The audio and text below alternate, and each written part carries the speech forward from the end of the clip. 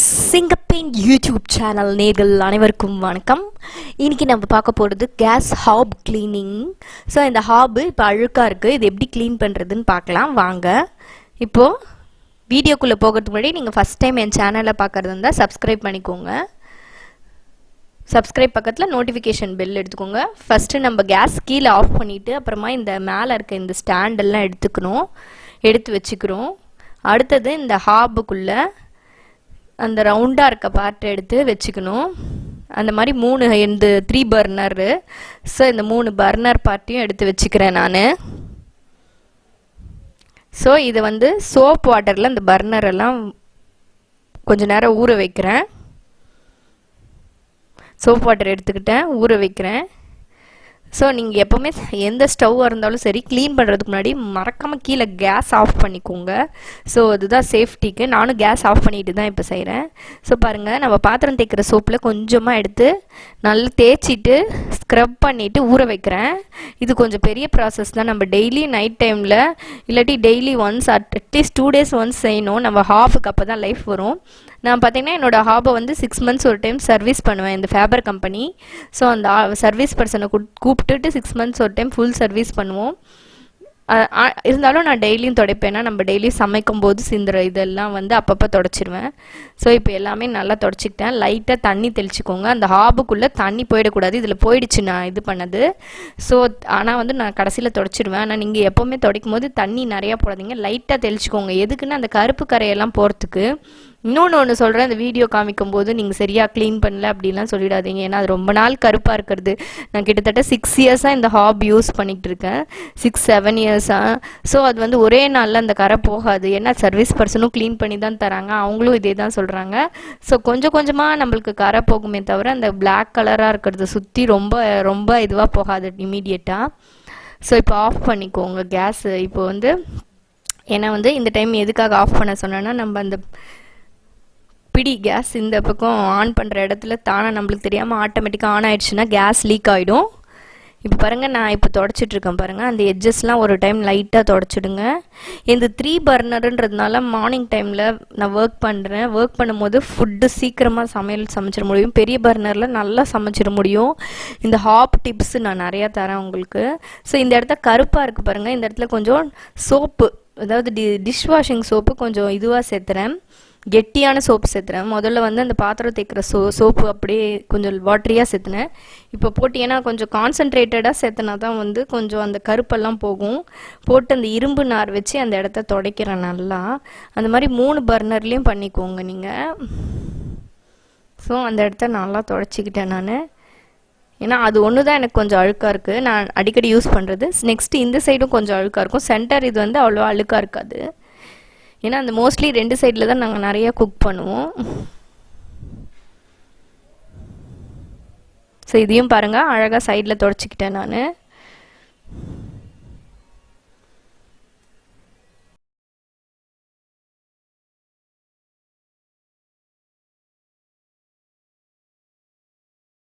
So இப்போ நல்லா soap போட்டு தேய்ச்சிட்டேன். இப்போ ஊற வச்சாச்சு. இப்போ அடுத்தது இந்த ஸ்டாண்ட், அந்த இரும்பு கம்பியை இந்த டைம் அது ஊறுறதுக்குள்ளே இந்த இரும்பு கம்பியை தேய்ச்சிக்கலாம். அடுத்தது பர்னரை தேய்ச்சிக்கலாம். ஸோ இரும்பு கம்பியை சோப் போட்டு தேய்ச்சிருக்கேன்.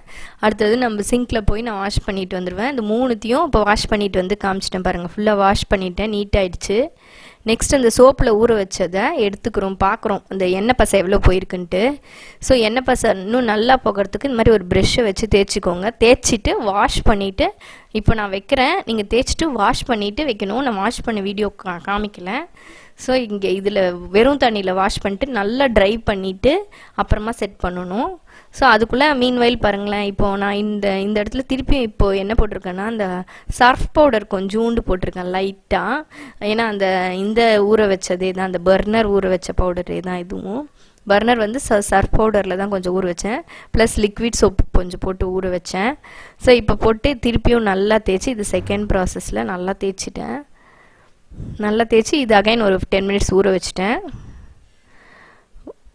இப்போ நல்லா ஊறிடுச்சு. இந்த டைமில் நான் வெட் கிளாத்தில் ஃபஸ்ட்டு துடைக்கிறேன். இந்த ப்ராசஸை நான் எத்தனை டைம் துடைக்கிறேன்னா 4 time துடைக்கணும். இந்த சோப்பு கம்ப்ளீட்டாக போகிற வரைக்கும் 4 time வெட் கிளாத்தில் துடைக்கணும். அடுத்தது ட்ரை கிளாத்தில் ஒரு 2 times துடைக்கணும். அந்த உள்ளுக்குள்ளே ஈரம் போயிருக்கக்கூடாது, அதனால தான் உள்ளுக்குள்ளே நல்லா துடைக்கிறேன். ஸோ சைடில் வெளியில் எல்லாத்துலேயும் ஃபஸ்ட்டு டைம் தொடச்சிட்டு நான் துடைக்கிறேன். தொடச்சிட்டு எனக்கு வந்து சோப்பு வந்து உள்ளே இருக்கிற மாதிரியே ஒரு ஃபீலிங் இருக்குது. ஸோ அதனால் திருப்பி நான் ஒரு 2-3 டைம் நான் இந்த ப்ராசஸை ஒரு 4 டைம் ரிப்பீட் பண்ணேன்.